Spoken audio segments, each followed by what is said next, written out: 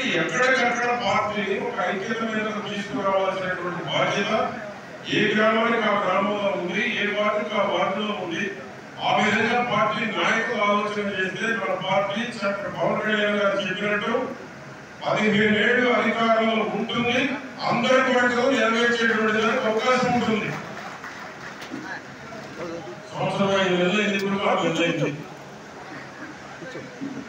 అభివృద్ధి జరగాలి, సంక్షేమం జరగాలి, పనులు జరగాలి, పదవులు రావాలి, ప్రభుత్వంలో పదవులు రావాలి, పార్టీలో పదవులు రావాలి.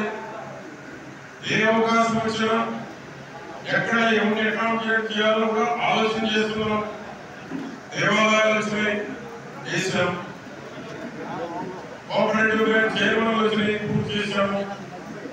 ఇంకా కొన్ని కార్పొరేషన్లు వచ్చినాయి. ఎన్నికల ముందు పనిచేసిన తిరిగి వారినే నియమించాం. కష్టాల్లో ఉన్నప్పుడు వారిని అధికారంలో నియమించాం.